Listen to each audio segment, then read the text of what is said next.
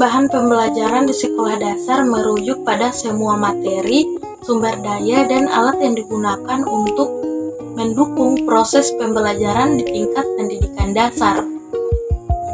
Selain itu, bahan pembelajaran juga harus relevan dengan kehidupan sehari-hari siswa dan dapat membangun koneksi antara konsep yang dipelajari dengan konteks dunia nyata.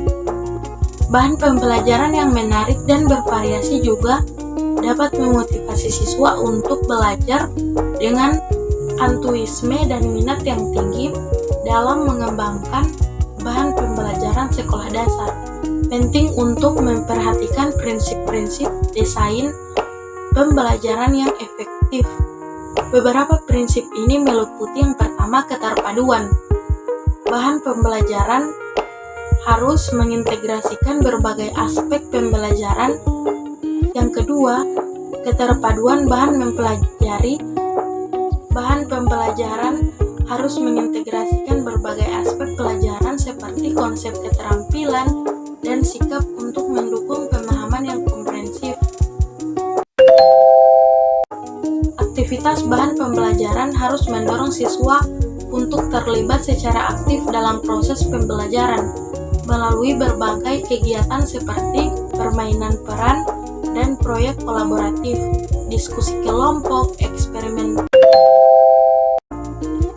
Keterkaitan bahan pembelajaran harus terkait erat dengan pengalaman dan pengetahuan sebelumnya siswa, serta relevan dengan kehidupan sehari-hari mereka agar siswa dapat memahami dan mengaplikasikan konsep dengan lebih baik. Keberagaman bahan pembelajaran harus mencakup berbagai gaya belajar, kebutuhan individual, dan keberagaman siswa untuk memastikan bahwa semua siswa dapat mengakses materi dengan cara yang sesuai bagi mereka. Penilaian bahan pembelajaran harus mencakup instrumen penilaian yang sesuai untuk memantau kemajuan siswa dan memberikan umpan balik yang konstruktif. Karakteristik bahan pembelajaran di sekolah dasar. Ada beberapa karakteristik pada anak usia sekolah dasar menurut Anit dan kawan-kawan 2021. Secara umum, karakteristik pembelajaran di sekolah dasar adalah kelas 1 dan kelas 2 sekolah dasar berorientasi pada pembelajaran fakta, lebih bersifat konkret atau kejadian-kejadian yang ada di sekitar lingkungan sekolah.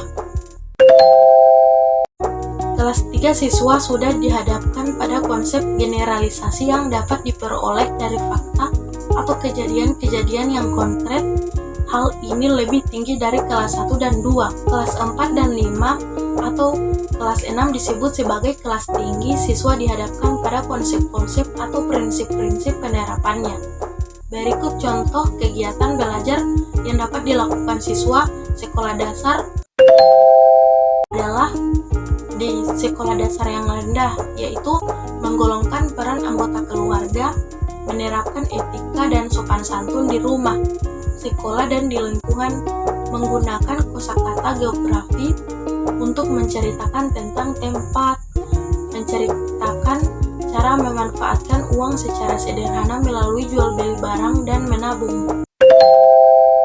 Karakteristik pembelajaran di kelas tinggi. Berikut beberapa contoh kegiatan belajar yang dapat dilakukan siswa di kelas tinggi sekolah dasar.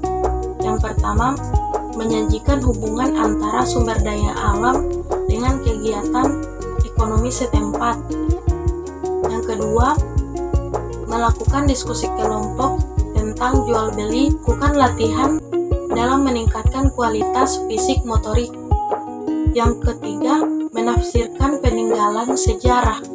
Yang keempat, memperagakan berbagai keterampilan yang dihubungkan dengan keselamatan diri. Yang kelima, mencari, menemukan, memilih informasi dari lingkungan sekitar sekolah.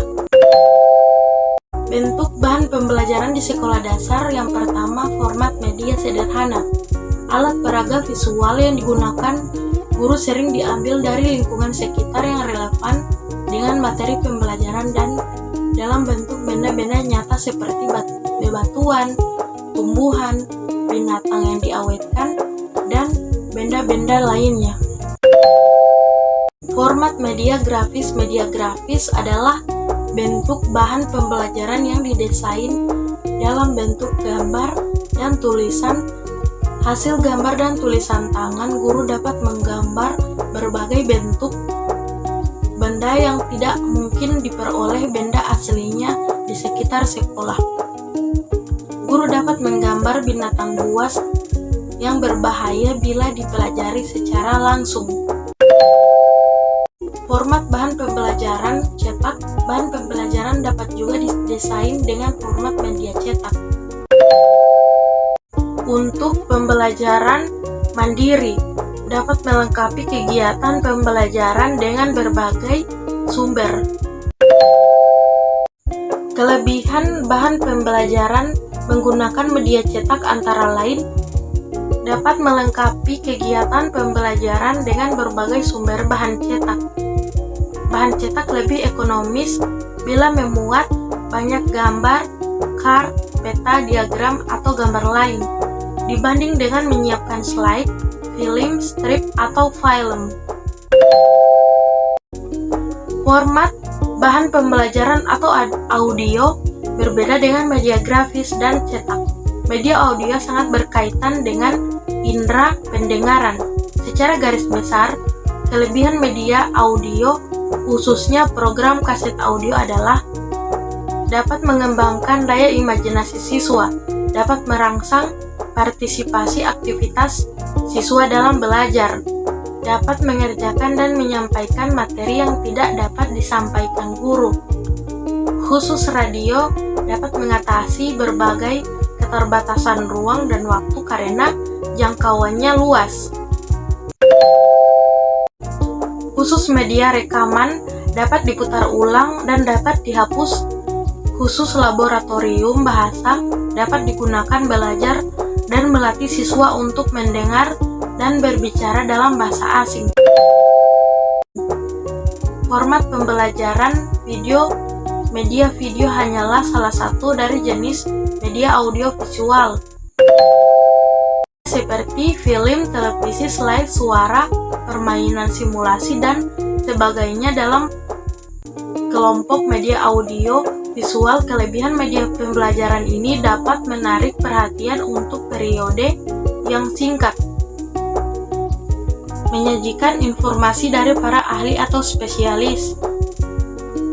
Informasi dapat dipersiapkan secara matang melalui proses produksi di rekaman, dapat diputar berulang-ulang, bisa menyajikan materi atau objek secara dekat dan bergerak meskipun objek adalah sesuatu yang berbahaya bagi siswa.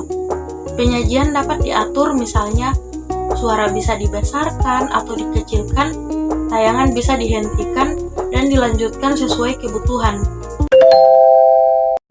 Format bahan pembelajaran berbasis komputer. Perkembangan teknologi informatika telah menghasilkan peralatan canggih yang disebut komputer. Di dalam komputer, kita dapat mengedit lewat Microsoft Word dan PowerPoint.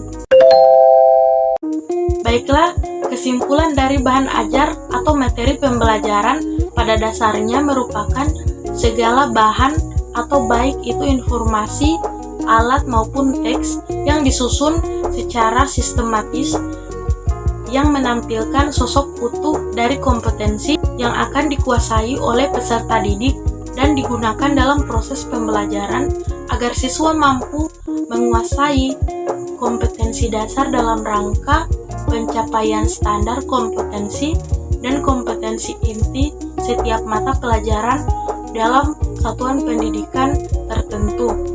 Terima kasih. Lebih dan kurangnya saya mohon maaf. Wabillahi taufiq wal hidayah. Wassalamualaikum warahmatullahi wabarakatuh.